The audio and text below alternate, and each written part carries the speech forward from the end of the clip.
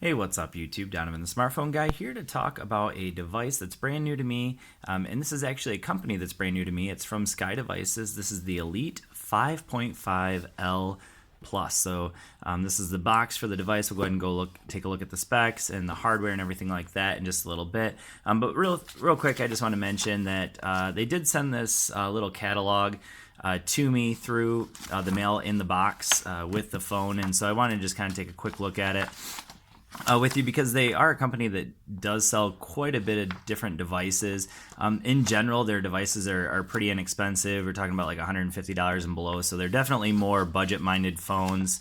But then they also make a couple tablets, and then they have some wearables as well. So definitely worth checking out if you're looking for something that's inexpensive. I did notice here that they have a couple of devices that I can't find anywhere. They're not even on their website. So I'm guessing these are things that are going to be coming out within the next couple months because this is their Q1 2017 catalog. So these are more mid-range devices, which I thought was kind of interesting, worth checking out.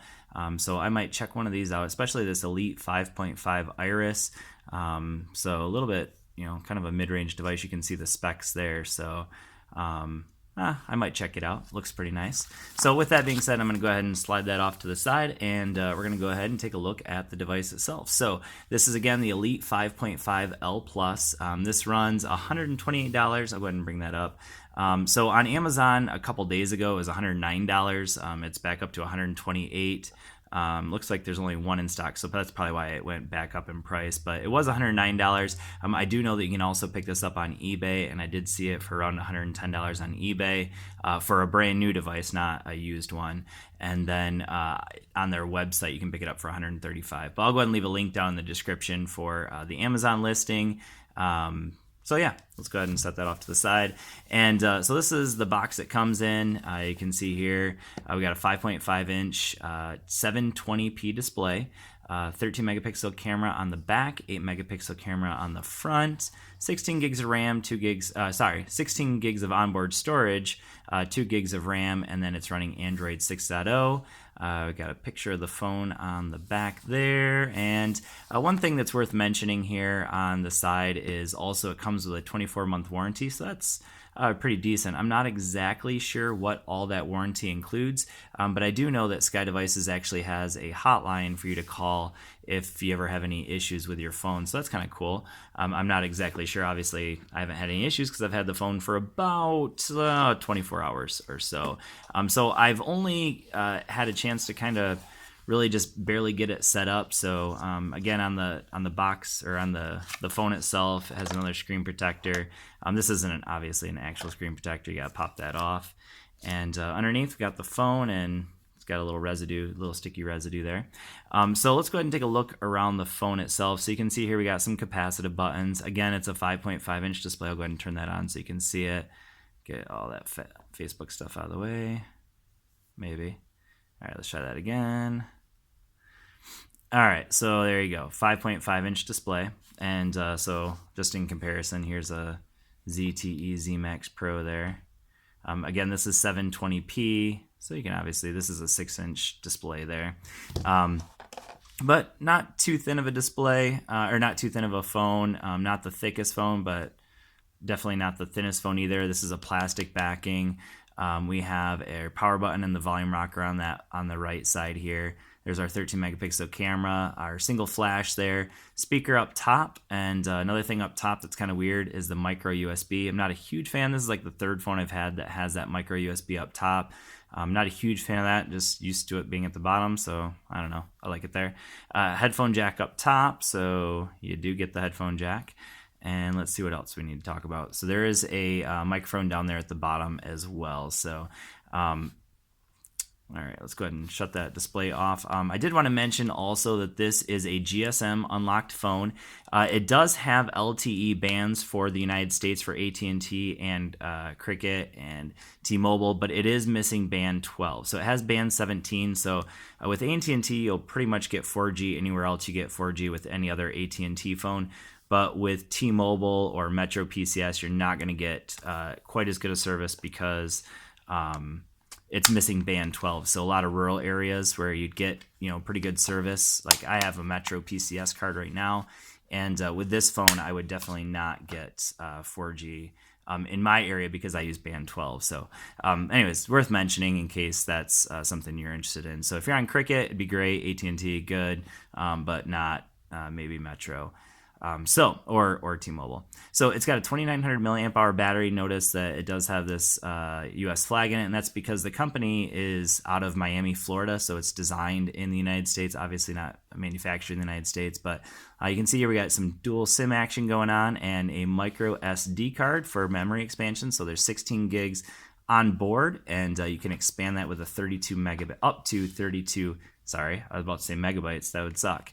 32 gigabytes memory card. So total of 48 between the phone and yeah. So a couple other things I want to mention. So I'm going to set the phone off to the side. And one thing that's definitely worth mentioning is you see all those fingerprints. There's definitely not any oleophobic coating on the display because it is a fingerprint magnet. Now, thankfully, it does come with a screen protector, so I just haven't put it on yet. But let's go ahead and take a look at what you get with the device because it comes with pretty much everything you're going to need. So it comes with this clear case, so unless you want a heavy-duty case, which I don't know why you would, but does come with a nice, pretty grippy TPU case here. And then we get our guidebook here. So there's no warranty information on here, and I didn't see a warranty card, so that must be something you have to do online. We do also have our charging wall adapter here. So this is only a 1 amp charging adapter, so I'm assuming that the device itself probably doesn't have quick charge. I haven't tested that out yet. Like I said, I've only had it for 24 hours, but I'm assuming it probably will not have quick charge in there.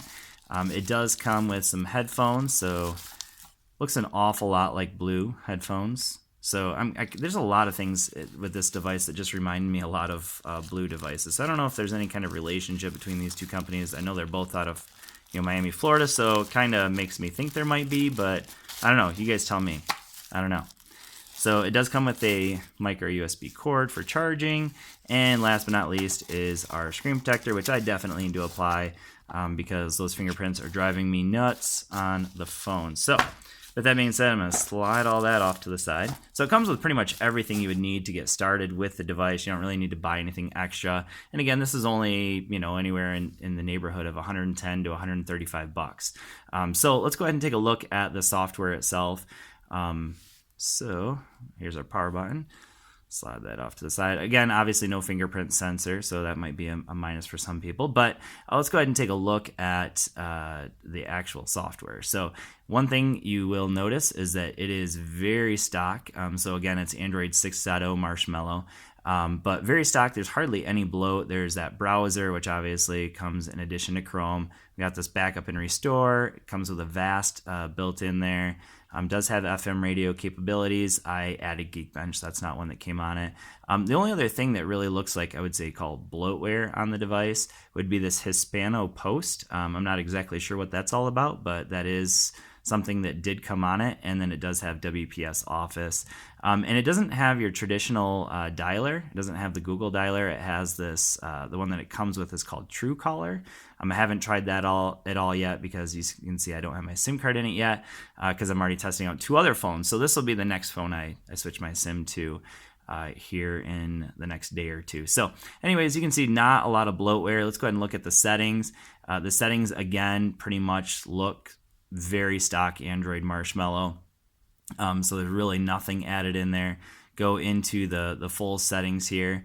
And again, same thing. There's really nothing in here that is anything other than what you would get normally with stock Android Marshmallow. So there's no frills at all. The only thing that I noticed that's different than stock Android is this turbo download. So that's not something you normally see, but that just gives you the option of downloading with both Wi-Fi and your 4G LTE service at the same time. So it just kind of speeds up your downloads if you need that for some reason. One other thing that I thought was kind of interesting about this device that's worth mentioning is the home button.